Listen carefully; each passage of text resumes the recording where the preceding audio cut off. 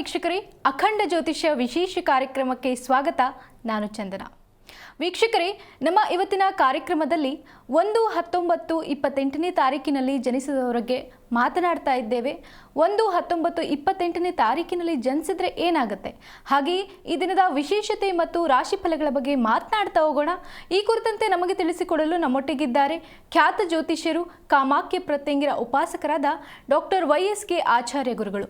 ಗುರುಗಳೇ, ಕಾರ್ಯಕ್ರಮಕ್ಕೆ ಸ್ವಾಗತ. ನಮಸ್ಕಾರ. ಓಂ ಅಸ್ಮತ್ ಗುರುಭ್ಯೋ ನಮಃ, ಅಸ್ಮತ್ ಪರಮ ಗುರುಭ್ಯೋ ನಮಃ, ಅಸ್ಮತ್ ಸರ್ವ ಗುರುಭ್ಯೋ ನಮಃ. ಹ್ರೀಂ ಭುವನೇಶಿ ಮಹಾಮಾಯೇ ಸೂರ್ಯಮಂಡಲರೂಪಿಣಿ ನಮಾಮಿ ವರದಂ ಶುಭಂ ಕಾಮಾಖ್ಯ ರೂಪಿಣಿ ಶಿವೆ. ಹೈಂ ಹ್ರೀಂ ಶ್ರೀಂ ಶ್ರೀಮಾತ್ರೇ ಲಲಿತಾಂಬಿಕಾಯೇ ನಮಃ. ಶ್ರೀ ವಿಷ್ಣುರೂಪಾಯ ನಮಃ ಶಂಕರಾಯ. ಗುರುಗಳೇ, ಮೊದಲಿಗೆ ಈ ದಿನದ ವಿಶೇಷತೆಯನ್ನು ತಿಳಿಸಿಕೊಡಿ.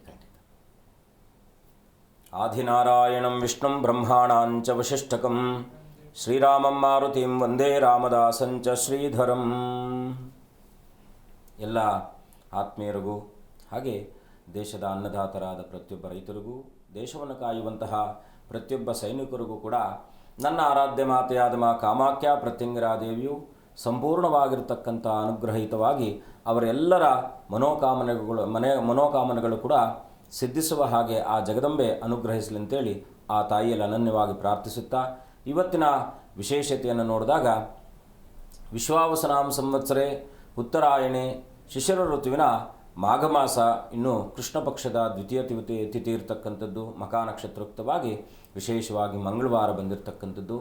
ಮಕಾ ನಕ್ಷತ್ರಕಾರಕನಾಗಿರ್ತಕ್ಕಂಥವನು ಕೇತು, ಇವತ್ತಿನ ದಿನಕಾರಕನಾಗಿರ್ತಕ್ಕಂಥವನು ಕುಜನು. ಹಾಗಾಗಿ ಈ ಇಬ್ಬರ ಸಂಯೋಜನೆಯಲ್ಲಿ ಬಂದಾಗ ಯಾವ ಪರಿಹಾರ ಮನೆಯಲ್ಲಿ ಸಿದ್ಧಿಯಾಗುತ್ತಪ್ಪ ಅಂದರೆ, ನಿಮ್ಮ ಮನೆಯಲ್ಲಿ ಎಲ್ಲ ಪ್ರಯತ್ನಗಳಲ್ಲೂ ಕೂಡ ನೀವು ವಿಫಲತೆಯನ್ನು ಕಂಡಾಗ ಎಲ್ಲ ದೇವಸ್ಥಾನಗಳಿಗೆ, ಗುರುಗಳ ಸನ್ನಿಧಾನಕ್ಕೆ ಹೋಮ ಹವನ ಎಲ್ಲವನ್ನು ಕೂಡ ಮಾಡಿದ್ರ ಅಂತೇಳಿ, ಇದೆಲ್ಲದರಲ್ಲೂ ಕೂಡ ಪ್ರಧಾನವಾಗಿರ್ತಕ್ಕಂಥದ್ದೇನು? ನಿಮ್ಮ ಭಕ್ತಿ ಮತ್ತು ನಿಮ್ಮ ಶ್ರದ್ಧೆ.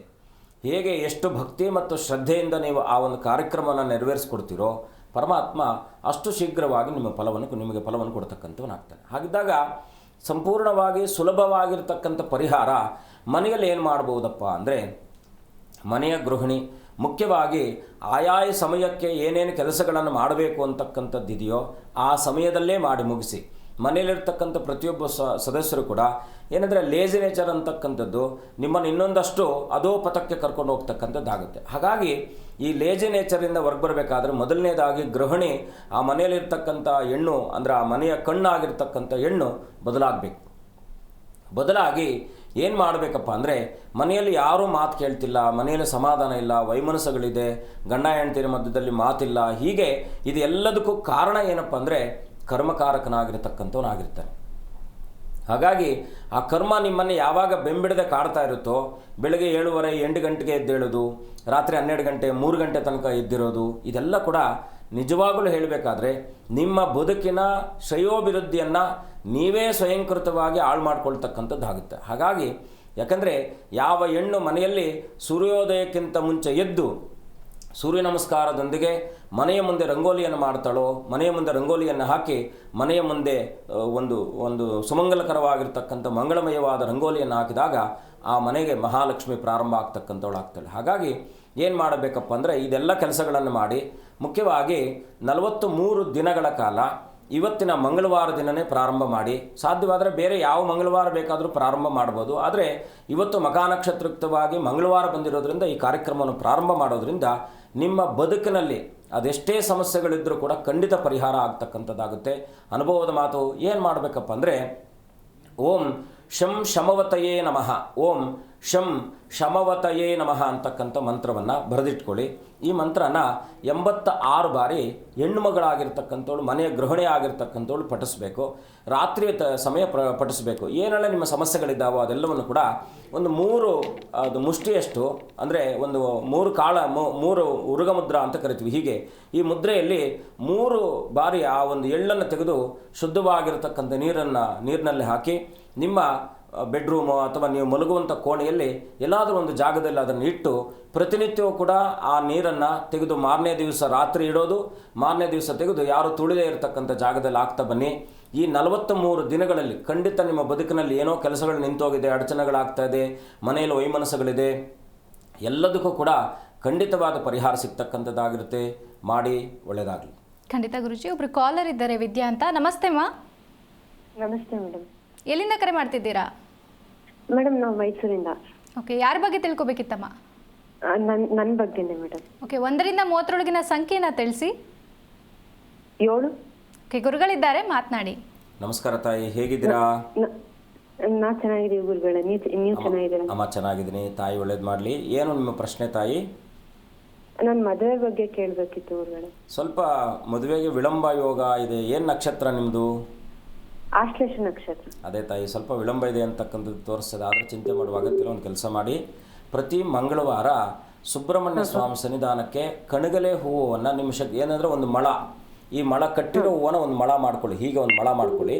ಮಳದ ಹೂವನ್ನು ಅನನ್ಯವಾಗಿ ಸುಬ್ರಹ್ಮಣ್ಯನನ್ನು ಪ್ರಾರ್ಥನೆ ಮಾಡಿ, ಒಲ್ಲಿ ದೇವ ಸಮೇತನಾಗಿರ್ತಕ್ಕಂಥ ಸುಬ್ರಹ್ಮಣ್ಯನ ಪ್ರಾರ್ಥನೆ ಮಾಡಿ, ಒಂದು ಮಂಗಳವಾರದ ದಿವಸ ಒಂದು ಮಳ ಹೂವನ್ನು ನೀವೇ ಸಾಧ್ಯವಾದರೆ ಕಟ್ಟಿ, ಇಲ್ಲಾಂದರೆ ರಾತ್ರಿ ಹಿಂದಿನ ದಿವಸ ಸೋಮವಾರ ತಗೊಂಬಂದು ಮನೆಯಲ್ಲಿ ಇಟ್ಕೊಳ್ಳಿ.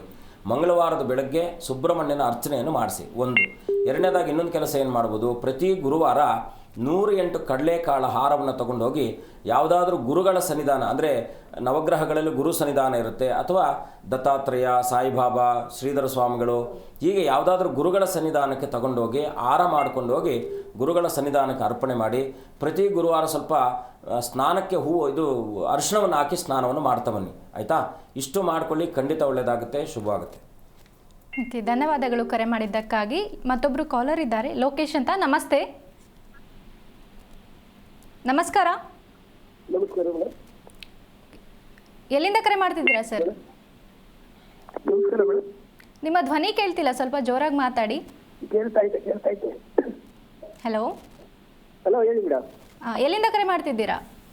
ಮೈಸೂರು. ಓಕೆ, ಯಾರ ಬಗ್ಗೆ ತಿಳ್ಕೊಬೇಕಿತ್ತು? ಚಂದು, ಮಗನ ಬಗ್ಗೆ. ಓಕೆ, 1 ರಿಂದ 30 ಸಂಖ್ಯೆನ ತಿಳಿಸಿ. 9. ಓಕೆ, ಗುರುಗಳಿದ್ದಾರೆ, ಮಾತನಾಡಿ. ನಮಸ್ಕಾರ, ಹೇಗಿದ್ದೀರಾ? ನಮಸ್ಕಾರ ಗುರುಜಿ. ನಮಸ್ಕಾರ ಗುರುಜಿ. ಹೇಗಿದ್ದೀರಾ? ಚೆನ್ನಾಗಿದ್ದೀನಿ ಗುರುಜಿ. ಹೇಳಿ, ಏನು ನೀವು ಸ್ವಲ್ಪ ಧ್ವನಿಯನ್ನು ಏರು ಧ್ವನಿಯಲ್ಲಿ ಮಾತನಾಡಿ, ಸ್ವಲ್ಪ ಕೇಳಿಸ್ತಾ ಇಲ್ಲ. ಏನು ನಿಮ್ಮ ಪ್ರಶ್ನೆ ಏನಿದೆ? ಮಗ. ಏನಂದ್ರಿ? ಚಂದು ಮಗ. ಏನು ಮಾಡ್ತಾ ಇದ್ದಾರೆ? ಅವನಿಗೆ ಕಾಲೇಜ್ಗೆ ಹೋಗ್ಬೇಕು. ವಿಷಯ ಸ್ವಲ್ಪ ತೊಂದರೆ ಆಗಿದೆ. ಏನು ಚಿಂತೆ ಮಾಡುವ ಅಗತ್ಯ ಇಲ್ಲ. ಪ್ರತಿ ಬುಧವಾರ ರಾಮದೇವರ ಸನ್ನಿಧಾನ ಇದೆಯಾ ನಿಮ್ಮ ನಿಯರ್? ಎಲ್ಲಾದರೂ ರಾಮರ ಸನ್ನಿಧಾನ ಇದೆಯಾ? ಆಂಜನೇಯನ ಸನ್ನಿಧಾನ ಇದೆಯಾ? ದೇವಸ್ಥಾನ? ಆಯ್ತು. ಒಂದು ಕೆಲಸ ಮಾಡಿ, ನಿಮ್ಮ ಮಗನನ್ನು ಕರ್ಕೊಂಡು ಹೋಗಿ ಪ್ರತಿ ಬುಧವಾರದ ದಿವಸ ರಾಮರ ಸನ್ನಿಧಾನದಲ್ಲಿ ತುಳಸಿ ಅರ್ಚನೆ ಮಾಡಿಸ್ಕೊಂಡು ಬನ್ನಿ. ಸಾಯಂಕಾಲ ಮಾಡಬೇಕು ಇದನ್ನು. ನೀವು ಕನಿಷ್ಠ ಒಂದು 8 ಬುಧವಾರಗಳು ಮಾಡಿದ ಆ ಕೂಡಲೇ 2ನೇ ವಾರ 3ನೇ ವಾರಕ್ಕೆ ನಿಮ್ಗೆ ಅನುಕೂಲಕರವಾಗುತ್ತೆ. ರಾಮನ ಧ್ಯಾನವನ್ನು ಮಾಡಿ, ರಾಮಚಂದ್ರನ ಪ್ರಾರ್ಥನೆ ಮಾಡಿ. ರಾಮರ ದೇವಸ್ಥಾನ ಇಲ್ಲ ಅಂದಾದಾಗ ಆಂಜನೇಯನ ಸನ್ನಿಧಾನಕ್ಕೆ ಬುಧವಾರದ ಈ ಒಂದು ತುಳಸಿ ಅರ್ಚನೆ ಮಾಡಿಸೋದ್ರಿಂದ ಖಂಡಿತ ಈ ಕೆಲಸ ನೆರವೇರುತ್ತೆ. ಇನ್ನೊಂದೇನಪ್ಪ ಅಂದರೆ, ಪ್ರತಿ ಭಾನುವಾರ ನಿಮ್ಮ ಮಗ ಸ್ವಲ್ಪ ಪಚ್ಚಕರ್ಪೂರವನ್ನು ಹಾಕಿ ಸ್ನಾನ ಮಾಡ್ತಾ ಬನ್ನಿ. ಈ ಪ್ರಾರ್ಥನೆ ಮಾಡಿ ಸ್ನಾನ ಮಾಡೋದ್ರಿಂದ ಖಂಡಿತ ಶುಭವಾಗುತ್ತೆ. ಮಾಡಿ, ಒಳ್ಳೆಯದಾಗಲಿ. ಧನ್ಯವಾದ ಕರೆ ಮಾಡಿದ್ದಕ್ಕಾಗಿ. ಮತ್ತೊಬ್ಬರು ಕಾಲರ್ ಇದ್ದಾರೆ, ಚಂದ್ರಮ್ಮ ಅಂತ. ನಮಸ್ತೆ. ನಮಸ್ತೆ ಮೇಡಮ್. ಎಲ್ಲಿಂದ ಕರೆ ಮಾಡ್ತಿದ್ದೀರಮ್ಮ? ದಾವಣಗೆರೆ ಡಿಸ್ಟಿಕ್ ಇಂದ. ಓಕೆ, ಯಾರ ಬಗ್ಗೆ ತಿಳ್ಕೊಬೇಕಿತ್ತು? ನಮ್ಮ ಮಗನ ಬಗ್ಗೆ. ಓಕೆ, 1 ರಿಂದ 30 ಸಂಖ್ಯೆಯನ್ನು ತಿಳಿಸಿ. 21. ಓಕೆ, ಗುರುಗಳಿದ್ದಾರೆ, ಮಾತನಾಡಿ. ನಮಸ್ಕಾರ ತಾಯಿ, ಹೇಗಿದ್ದೀರಾ? ನಮಸ್ಕಾರ ಗುರುಜಿ. ಅಮ್ಮ ಹೇಳಿ, ಏನು ಪ್ರಶ್ನೆ ನಿಮ್ಮದು? ಏನಂದ್ರಿ? ನಮ್ಮ ಮಗನ ಬಗ್ಗೆ ಅದೇ ಮದುವೆ ವಿವಾಹ ಆಯಿತೋ ಇಲ್ವೋ ಅಂತ ಕೇಳೋಣ ಅಂತ. ಅಮ್ಮ, ನೀವು ಚಿಂತೆ ಮಾಡುವ ಅಗತ್ಯನೇ ಇಲ್ಲ. ನಿಮ್ಮ ಚಿಂತೆಯಲ್ಲೇ ಎಷ್ಟೋ ಕ್ರೋಧ ಇದೆ ಅಂತಕ್ಕಂಥದ್ದು ತೋರಿಸ್ತಾ ಇದೆ. ಅಷ್ಟು ದುಗುಡತೆ ಕಾಣ್ತಕ್ಕಂಥದ್ದು. ಯಾಕಂದರೆ ಪ್ರತಿಯೊಬ್ಬರಿಗೂ ಜೀವನದಲ್ಲಿ ಮದುವೆ ಯೋಗ ಇದ್ದೇ ಇರುತ್ತೆ. ಸಹಜವಾಗಿ 99% ಇರುತ್ತೆ. ಯಾರೋ ಒಂದಿಬ್ಬರಿಗೆ ಇರದೇ ಇರತಕ್ಕಂಥದ್ದು ಆಗಿರುತ್ತೆ. ಆದರೂ ನಿಮ್ಮ ಮಗನ ಜಾತಕದಲ್ಲಿ ಮದುವೆಗೆ ಯಾವುದೂ ಸಮಸ್ಯೆ ಇಲ್ಲ. ಎಷ್ಟು ವರ್ಷ ಈಗ? 30ನೇ ವರ್ಷ ತುಂಬಿದೆ. ಸ್ವಲ್ಪ ವಿಳಂಬ ಯೋಗ ಇದೆ. ನೀವು ಒಂದು ಪಾರ್ವತಿ ಸ್ವಯಂವರವನ್ನು ಮಾಡ್ಕೊಳ್ಳಿ, ಅಥವಾ ಮನೆಯಲ್ಲಿ ನಿಮ್ಗೆ ಅನುಕೂಲ ಇದ್ದರೆ ಅಷ್ಟದ್ರವ್ಯಯುಕ್ತವಾಗಿ ಗಣಪತಿ ಹೋಮ ಮತ್ತು ದುರ್ಗಾ ದೀಪ ನಮಸ್ಕಾರ ಈ ಎರಡನ್ನು ಮಾಡಿಸಿ. ನಿಮ್ಮ ಮಗನ ಜಾತಕದಲ್ಲೂ ವಿಳಂಬ ವೈಧವ್ಯ ಯೋಗ ಇರತಕ್ಕಂಥದ್ದಾಗಿದೆ. ಹಾಗಾಗಿ ಈ 2 ಕಾರ್ಯಕ್ರಮಗಳನ್ನು ಮಾಡಿ. ಜೊತೆಗೆ ಏನು ಮಾಡಬೇಕು, ಪ್ರತಿ ಮಂಗಳವಾರ ನಿಮ್ಮ ಮಗನ ಹೆಸರಲ್ಲಿ ಸುಬ್ರಹ್ಮಣ್ಯ ಸ್ವಾಮಿಗೆ ಒಂದಷ್ಟು, ನಿಮ್ಮ ಮಗನ 3 ಮುಷ್ಟಿಯಷ್ಟು ತೊಗರಿಬೇಳೆಯನ್ನು ದಾನವನ್ನು ಮಾಡ್ತಾ ಬನ್ನಿ. ಚಿಕ್ಕ ಚಿಕ್ಕ ಮಕ್ಕಳು ಬಾಲಸುಬ್ರಹ್ಮಣ್ಯರ ಸ್ವರೂಪವನ್ನು ಒಂದು ಧಾರಣೆ ಮಾಡಿರ್ತಕ್ಕಂಥ ಚಿಕ್ಕ ಮಕ್ಕಳಿಗೆ ನಿಮ್ಮ ಮಗನ ಕೈಯಲ್ಲಿ ಸ್ವಲ್ಪ ಸ್ವೀಟನ್ನು ಕೊಡಿಸಿ ಅನನ್ಯವಾಗಿ ಸುಬ್ರಹ್ಮಣ್ಯನನ್ನು ಪ್ರಾರ್ಥನೆ ಮಾಡಿ, ಖಂಡಿತ ಒಳ್ಳೆಯದಾಗುತ್ತೆ. ಧನ್ಯವಾದ ಕರೆ ಮಾಡಿದ್ದಕ್ಕಾಗಿ. ಗುರುಗಳೇ, ಇದರಿಂದ ರಾಶಿ ಫಲಗಳ ಬಗ್ಗೆ ತಿಳಿಸಿಕೊಡಿ. ಖಂಡಿತ. ದೈವಾಧೀನಂ ಜಗತ್ಸರ್ವಂ ಗ್ರಹಾಧೀನಂತು ಮಾನವ ಅಂತೇಳಿ ಎಲ್ಲರೂ ಕೂಡ ಓಂ ಆದಿತ್ಯಾಯ ನಮಃ ಅಂತೇಳಿ ಸೂರ್ಯನಾರಾಯಣನಿಂದ ಆದಿಯಾಗಿ ಗ್ರಹಗಳನ್ನು ಪ್ರಾರ್ಥನೆ ಮಾಡಿಕೊಳ್ಳಿ. ಓಂ ನಮಃ ಸೂರ್ಯಾಯ ಚಂದ್ರಾಯ ಮಂಗಳಾಯ ಬುಧಾಯ ಚ ಗುರು ಶುಕ್ರ ಶನಿಭ್ಯಶ್ಚ ರಾಹುವೇ ಕೇತುವೇ ನಮಃ ಆದಿತ್ಯಾದಿನವಗ್ರಹ ದೇವತಾಯೈ ನಮಃ. ಇವತ್ತಿನ ರಾಶಿಫಲವನ್ನು ನೋಡಿದಾಗ ಮುಖ್ಯವಾಗಿ ಮೇಷರಾಶಿಯವರಿಗೆ ಸರ್ಕಾರದ ಕೆಲಸಗಳಲ್ಲಿ ಬಡ್ತಿ ಸಿಗ್ತಕ್ಕಂಥದ್ದಾಗಿರುತ್ತೆ. ಸ್ವಲ್ಪ ಸಮಚಿತ್ತವಾಗಿರ್ತಕ್ಕಂತಹ, ವಿಶೇಷವಾಗಿ ಯಾವೆಲ್ಲ ಮನಸ್ಸಿನಲ್ಲಿ ನೀವು ಅಂದ್ಕೊಂಡಿದ್ದೀರೋ ಆ ಕಾರ್ಯವನ್ನು ಪ್ರಗತಿಯತ್ತಿಗೆ ಕಾಣಬೇಕಾದ್ರೆ ಸ್ವಲ್ಪ ಏಕಾಗ್ರತೆ ಇಂಪಾರ್ಟೆಂಟ್ ಆಗಿರ್ತಕ್ಕಂಥದ್ದಾಗಿರುತ್ತೆ. ಸಾಮಾಜಿಕ ಕಳವಳಿ ನಿಮ್ಮಲ್ಲಿ ಇರ್ತಕ್ಕಂಥದ್ರಿಂದ ಹೊಸದಾಗಿರ್ತಕ್ಕಂಥ ಜವಾಬ್ದಾರಿ ನಿಮ್ಮ ಮೇಲೆ ಸಿಗ್ತಕ್ಕಂಥದ್ದಾಗಿರುತ್ತೆ. ಆದಾಯದಲ್ಲಿ ವೃದ್ಧಿ ಆಗ್ತಕ್ಕಂಥದ್ದು, ಗೃಹ ಸಂಪತ್ತಿಗೆ ಸಂಬಂಧಪಟ್ಟ ಹಾಗೆ ಇವತ್ತಿನ ದಿವಸ ಹೆಚ್ಚಾಗ್ತಕ್ಕಂಥದ್ದಾಗಿರುತ್ತೆ. ಇವತ್ತಿನ ದಿವಸ ಮೇಷರಾಶಿಯವರು ಸುಬ್ರಹ್ಮಣ್ಯನ ಪ್ರಾರ್ಥನೆ ಓಂ ಶರವಣ ಭವಾಯ ನಮಃ ಅಂತಕ್ಕಂಥ ಸುಬ್ರಹ್ಮಣ್ಯನ ಪ್ರಾರ್ಥನೆಯಿಂದ ಇನ್ನಷ್ಟು ಶುಭವಾಗುತ್ತೆ. ಮುಂದಿನ ರಾಶಿ ವೃಷಭ ರಾಶಿ. ವೃಷಭ ರಾಶಿಯಲ್ಲಿ ಹುಟ್ಟಿರ್ತಕ್ಕಂಥ ಇವತ್ತಿನ ದಿವಸ ಉದ್ಯೋಗದಲ್ಲಿ ಯಶಸ್ಸು ಸಿಗ್ತಕ್ಕಂಥದ್ದಾಗಿರುತ್ತೆ. ಸಂತಾನ ಅಪೇಕ್ಷೆಯನ್ನು ಇಟ್ಕೊಂಡಿರ್ತಕ್ಕಂಥವ್ರಿಗೆ ಇವತ್ತಿನ ದಿವಸ ಒಲಿದೇವ ಸನೇತನಾಗಿರ್ತಕ್ಕಂಥ ಸುಬ್ರಹ್ಮಣ್ಯನ ಪ್ರಾರ್ಥನೆ, ಶ್ರೀಕೃಷ್ಣನ ಪ್ರಾರ್ಥನೆಯಿಂದ ಶುಭವಾಗ್ತಕ್ಕಂಥದ್ದಾಗಿರುತ್ತೆ. ಕ್ರೀಡಾ ಕ್ಷೇತ್ರದಲ್ಲಿದ್ದಂಥವ್ರಿಗೆ ಗೌರವ ಸಿಗ್ತಕ್ಕಂಥದ್ದು, ಸಿನಿರಂಗದಲ್ಲಿದ್ದಂಥವ್ರಿಗೂ ಕೂಡ ಇವತ್ತಿನ ದಿವಸ ಹೊಸ ಆಲೋಚನೆಗಳಿಗೆ ನಿಮಗೆ ಪೂರಕವಾಗಿರ್ತಕ್ಕಂಥ ಶಕ್ತಿ ತುಂಬತಕ್ಕಂಥದ್ದಾಗಿರುತ್ತೆ. ಇವತ್ತಿನ ದಿವಸ ವೃಷಭ ರಾಶಿಯವರು ಗಂ ಗಣಪತಿಗೆ ನಮಃ ಅಂತೇಳಿ ಗಣಪತಿಯ ದರ್ಶನ ಜೊತೆಗೆ ಸುಬ್ರಹ್ಮಣ್ಯನ ಪ್ರಾರ್ಥನೆ ಮಾಡೋದ್ರಿಂದ ಶುಭವಾಗುತ್ತೆ. ಮುಂದಿನ ರಾಶಿ ಮಿಥುನ ರಾಶಿ. ಮಿಥುನ ರಾಶಿಯಲ್ಲಿ ಜನಿಸಿರ್ತಕ್ಕಂಥ ಇವತ್ತಿನ ದಿವಸ ಸಮಾಜ ಸೇವೆ ಮಾಡ್ತಾ ಇರ್ತಕ್ಕಂಥವ್ರಿಗೆ ವಿಶೇಷವಾಗಿರ್ತಕ್ಕಂಥದ್ದು ಗೌರವ ಸಂಪದಾದಿಗಳು ಸಿಗ್ತಕ್ಕಂಥದ್ದಾಗಿರುತ್ತೆ. ಸಂಗೀತ ಕಲೆ ಈ ರೀತಿಯಾಗಿರ್ತಕ್ಕಂಥ ಕ್ಷೇತ್ರದಲ್ಲಿದ್ದಂಥವ್ರಿಗೂ ಕೂಡ ಶುಭಪ್ರದವಾಗಿರ್ತಕ್ಕಂಥದ್ದು. ಆದರೆ ಸ್ವಲ್ಪ ವಾಹನ ಚಾಲನೆ ಮಾಡ್ತಕ್ಕಂಥ ಸಂದರ್ಭದಲ್ಲಿ ಸ್ವಲ್ಪ ಎಚ್ಚರವಾಗಿರಿ. ಗೃಹ ಬಳಕೆಯ ವಸ್ತುಗಳನ್ನು ಖರೀದಿ ಮಾಡತಕ್ಕಂಥ ಸುಯೋಗ ಇರ್ತಕ್ಕಂಥದ್ದು ಇವತ್ತಿನ ದಿವಸ. ಸ್ವಲ್ಪ ಮಾನಸಿಕವಾಗಿರ್ತಕ್ಕಂಥ ಒತ್ತಡವಿದ್ದರೂ ಕೂಡ ಸುಬ್ರಹ್ಮಣ್ಯನ ಪ್ರಾರ್ಥನೆ, ತಾಯಿ ದುರ್ಗೆಯ ಪ್ರಾರ್ಥನೆ ಮಾಡೋದ್ರಿಂದ ಓಂ ದುಮ್ ದುರ್ಗಾಯ ನಮಃ ಅಂತಕ್ಕಂಥ ದುರ್ಗಾದೇವಿಯ ಮಂತ್ರ ಪ್ರಾರ್ಥನೆ ಮಾಡೋದ್ರಿಂದ ಖಂಡಿತ ಶುಭವಾಗುತ್ತೆ. ಮುಂದಿನ ರಾಶಿ ಕಟಕ ರಾಶಿ. ಕಟಕ ರಾಶಿಯಲ್ಲಿ ಹುಟ್ಟಿರ್ತಕ್ಕಂಥವ್ರು ಸ್ವಲ್ಪ ದಿವಸ ಇವತ್ತಿನ ದಿವಸ ಸ್ವಲ್ಪ ರಕ್ತ ಸಂಬಂಧಿಗಳು ಅಂತಕ್ಕಂಥವರಿಂದ ಸ್ವಲ್ಪ ಭಿನ್ನಾಭಿಪ್ರಾಯಗಳು ಬರ್ತಕ್ಕಂಥದ್ದಾಗಿರುತ್ತೆ. ಪುಸ್ತಕ ವ್ಯಾಪಾರಗಳಿಗೆ ಇವತ್ತಿನ ದಿವಸ ಶುಭವಾಗ್ತಕ್ಕಂಥದ್ದು. ಅದರಲ್ಲೂ ಕೂಡ ಯಾವುದೋ ಆರೋಗ್ಯ ಸಮಸ್ಯೆ ನಿಮ್ಮನ್ನು ಕಾಡಬಹುದಾಗಿರ್ತಕ್ಕಂಥದ್ದಾಗಿರುತ್ತೆ. ಸ್ವಲ್ಪ ಆರೋಗ್ಯದ ಕಡೆ ಎಚ್ಚರ ವಹಿಸಿ. ಸಾಹಿತ್ಯ ಆಸಕ್ತರಿಗೆ ಇವತ್ತಿನ ದಿವಸ ಶುಭವಾಗ್ತಕ್ಕಂಥದ್ದು. ಇವತ್ತಿನ ದಿವಸ ಕಟಕ ರಾಶಿಯವರು ಲಕ್ಷ್ಮೀ ನರಸಿಂಹನ ಪ್ರಾರ್ಥನೆ ಓಂ ನಮೋ ನರಸಿಂಹಾಯ ನಮಃ ಅಂತಕ್ಕಂಥ ನರಸಿಂಹನ ಪ್ರಾರ್ಥನೆ ಮಾಡೋದ್ರಿಂದ ಖಂಡಿತ ಶುಭವಾಗ್ತಕ್ಕಂಥದ್ದಾಗುತ್ತೆ. ಓಕೆ, ಖಂಡಿತ ಗುರುಜಿ. ಪವಿತ್ರ ಅಂತ ಒಬ್ಬರು ಕಾಲರ್ ಇದ್ದಾರೆ. ನಮಸ್ತೆ ಮಾ. ನಮಸ್ಕಾರ ಮೇಡಮ್. ಎಲ್ಲಿಂದ ಕರೆ ಮಾಡ್ತಿದ್ದೀರಾ? ನನ್ನ ಧ್ವನಿ ಕೇಳಿಸ್ತಿದ್ಯಾ ನಿಮಗೆ? ಕೇಳಿಸ್ತಾ ಇದೆ ಮೇಡಮ್. ಓಕೆ ಮಾ, ಎಲ್ಲಿಂದ ಕರೆ ಮಾಡ್ತಿದ್ದೀರಾ? ನಾಗಮಂಗ್ಲ. ಯಾರ ಬಗ್ಗೆ ತಿಳ್ಕೊಬೇಕಿತ್ತಮ್ಮ? ಮಗಳ ಬಗ್ಗೆ ತಿಳ್ಕೊಬೇಕು. ಓಕೆ, 1ರಿಂದ 30ರೊಳಗಿನ ಸಂಖ್ಯೆನ ತಿಳಿಸಿ.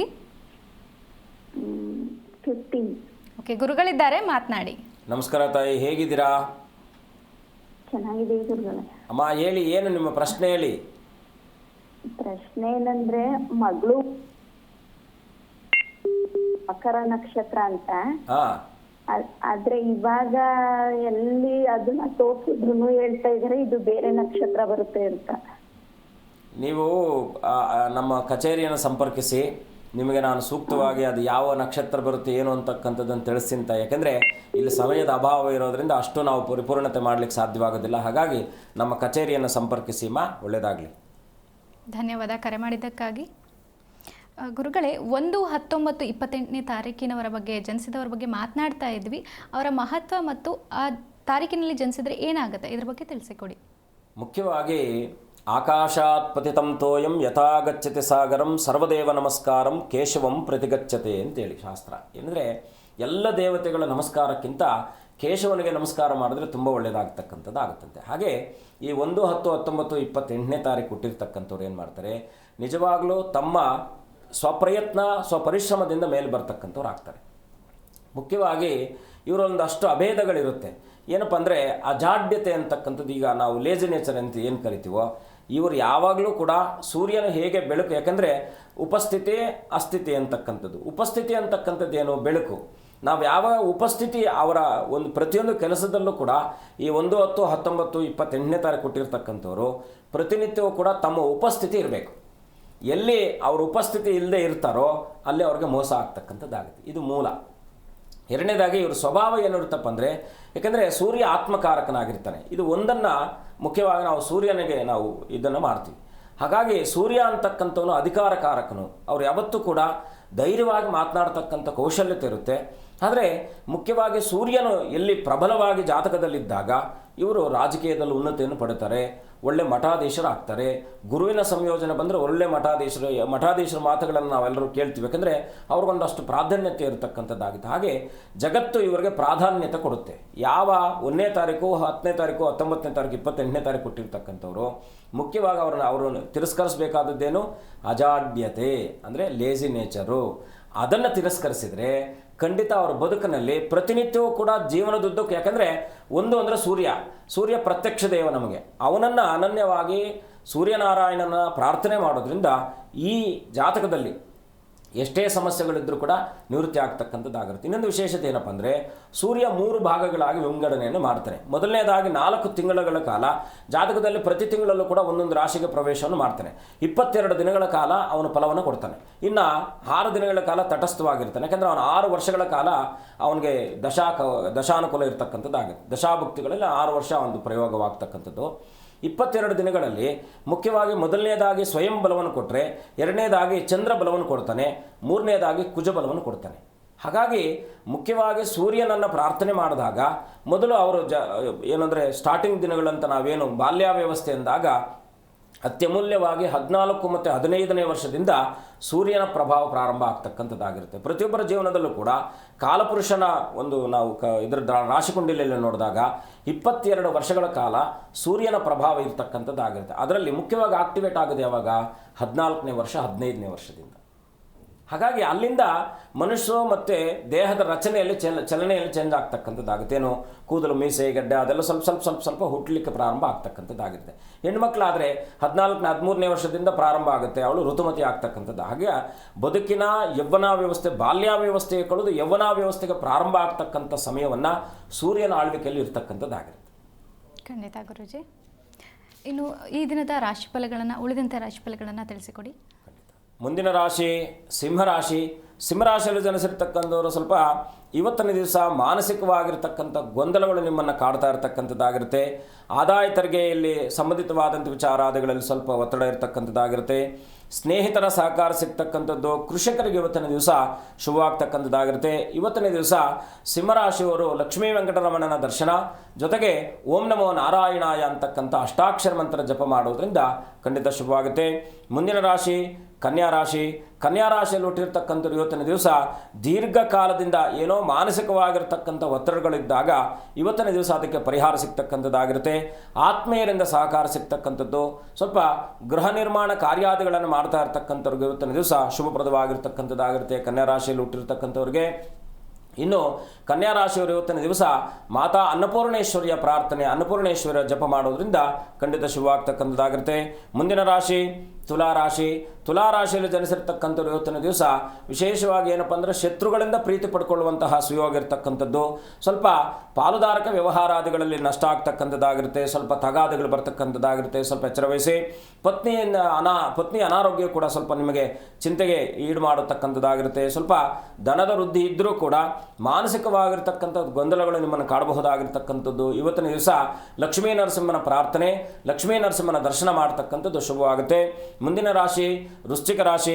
ವೃಶ್ಚಿಕ ರಾಶಿಯಲ್ಲಿ ಹುಟ್ಟಿರ್ತಕ್ಕಂಥವ್ರು ಇವತ್ತಿನ ದಿವಸ ವೃತ್ತಿರಂಗದಲ್ಲಿ ಸಹೋದ್ಯೋಗಿಗಳೊಂದಿಗೆ ಸ್ವಲ್ಪ ಮನಸ್ತಾಪಗಳು ಬರ್ತಕ್ಕಂಥದ್ದಾಗಿರುತ್ತೆ.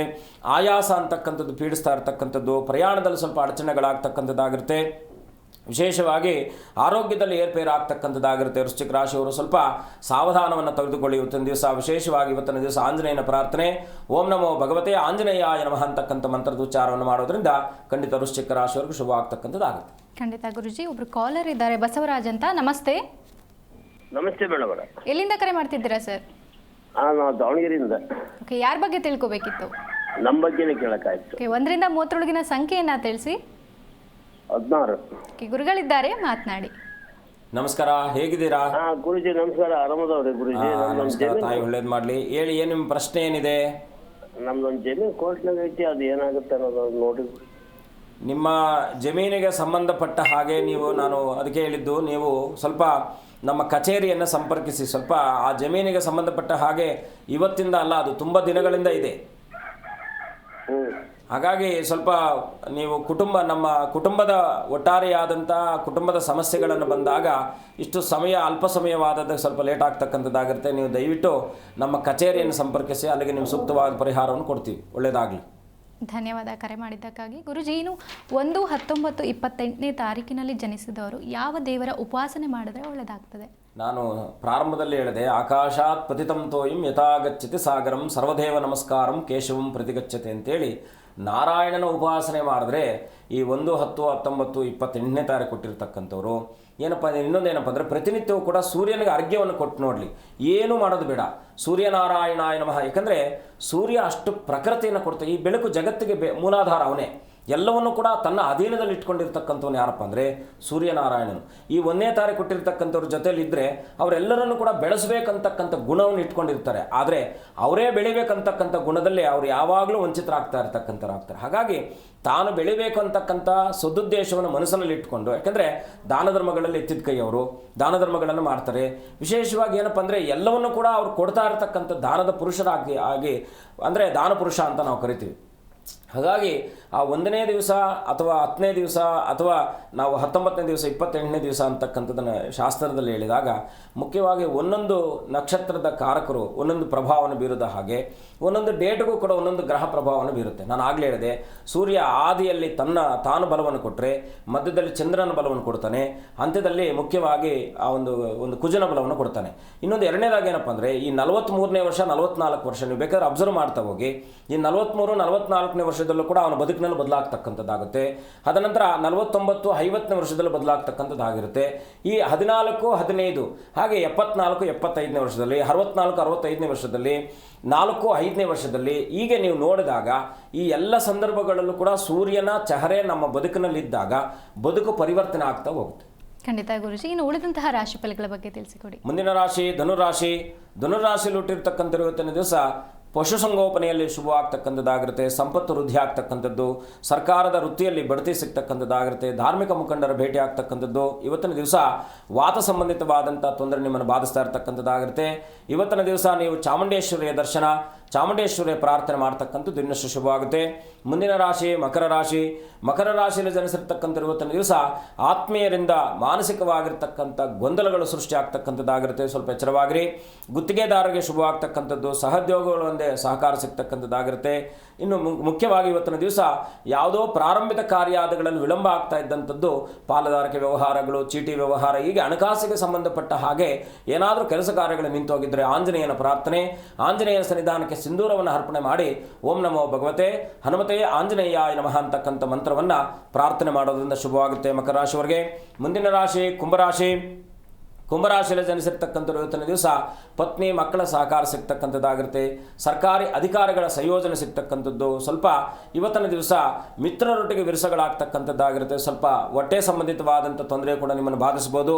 ಹೋಟೆಲ್ ಉದ್ಯಮದಲ್ಲಿದ್ದಂಥವ್ರಿಗೆ ಇವತ್ತಿನ ದಿವಸ ಶುಭವಾಗ್ತಕ್ಕಂಥದ್ದಾಗಿರುತ್ತೆ. ಇವತ್ತಿನ ದಿವಸ ಕುಂಭರಾಶಿಯವರು ಸುಬ್ರಹ್ಮಣ್ಯನ ದರ್ಶನ, ಸುಬ್ರಹ್ಮಣ್ಯನ ಪ್ರಾರ್ಥನೆ, ತಾಯಿ ಸಾಂಬಶಿವನ ಅಂದರೆ ಪಾರ್ವತೀಯ ಸಮೇತನಾಗಿರ್ತಕ್ಕಂಥ ಸಾಂಬಶಿವನ ದರ್ಶನ ಶುಭವಾಗ್ತಕ್ಕಂಥದ್ದಾಗಿರುತ್ತೆ.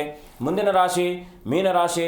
ಪರಿಶ್ರಮಕ್ಕೆ ತಕ್ಕ ಫಲ ಸಿಗ್ತಕ್ಕಂಥದ್ದು. ಸ್ವಲ್ಪ ಅಲಂಕಾರಿಕ ವಸ್ತುಗಳನ್ನು ಖರೀದಿ ಮಾಡ್ತಕ್ಕಂಥ ಸುಯೋಗ. ಗುತ್ತಿಗೆದಾರರಿಗೆ ಶುಭವಾಗ್ತಕ್ಕಂಥದ್ದು. ಶೇರ್ ವ್ಯವಹಾರಾದಿಗಳಲ್ಲಿ ನಷ್ಟ ಆಗ್ತಕ್ಕಂಥದ್ದಾಗಿರುತ್ತೆ. ಸ್ವಲ್ಪ ಜಾಗ್ರತೆ ವಹಿಸಿ. ಮೀನರಾಶಿಯವರು ಸುಬ್ರಹ್ಮಣ್ಯನ ಪ್ರಾರ್ಥನೆ ಜೊತೆಗೆ ಲಕ್ಷ್ಮೀ ನರಸಿಂಹಸ್ವಾಮಿನ ಪ್ರಾರ್ಥನೆ ಮಾಡೋದ್ರಿಂದ ಇನ್ನಷ್ಟು ಶುಭವಾಗ್ತಕ್ಕಂಥದ್ದಾಗಿರುತ್ತೆ. ಖಂಡಿತ ಗುರುಜಿ. ಮತ್ತೊಬ್ರು ಕಾಲರ್ ಇದ್ದಾರೆ, ನಿಂಗರಾಜು ಅಂತ. ನಮಸ್ತೆ. ನಮಸ್ತೆ ಮೇಡಮ್. ಎಲ್ಲಿಂದ ಕರೆ ಮಾಡ್ತಿದ್ದೀರಾ? ಹೊಸಗಿರಿಯಿಂದ. ಓಕೆ, ಯಾರ ಬಗ್ಗೆ ತಿಳ್ಕೊಬೇಕಿತ್ತು? ನನ್ನ ಬಗ್ಗೆ ತಿಳ್ಕೊಬೇಕಾಯ್ತು. ಓಕೆ, 1ರಿಂದ 30 ಸಂಖ್ಯೆಯನ್ನು ತಿಳಿಸಿ. 9. ಓಕೆ, ಗುರುಗಳಿದ್ದಾರೆ, ಮಾತನಾಡಿ. ನಮಸ್ಕಾರ, ಹೇಗಿದ್ದೀರಾ? ಚೆನ್ನಾಗಿ ಗುರುಗಳೇ. ಹೇಳಿ, ಏನು ಸಮಸ್ಯೆ? ಸಮಸ್ಯೆ ಯಾವಾರಗಳಿಗೆ ಸಮಸ್ಯೆ ಗುರುಗಳೇ. ಏನಂತಿದ್ದೀರಾ? ಯಾವಾರಗಳಿಗೆ ವ್ಯವಹಾರದಲ್ಲಿ ಸಮಸ್ಯೆ. ನೀವೊಂದು ಕೆಲಸ ಮಾಡಿ, ಪ್ರತಿ ಗುರುವಾರ ಸ್ವಲ್ಪ ಒಂದು ಅರಿಶಿಣ ಮತ್ತು ಪಚ್ಚಕರ್ಪೂರವನ್ನು ಹಾಕಿ ಸ್ನಾನ ಮಾಡಿ. ನಂತರ ಏನು ಮಾಡಬೇಕು, ಅಮಾವಾಸ್ಯೆ ದಿವಸ ಒಂದು ಕೆಂಪು ಮಡಕೆ ತಗೊಳ್ಳಿ. ಕೆಂಪು ಮಡಕೆಯಲ್ಲಿ ನೀವು ಸ್ವಲ್ಪ ಒಂದು ಅರ್ಧ ಎಷ್ಟು ತೂಕ ಇದ್ದೀರಾ ನೀವು?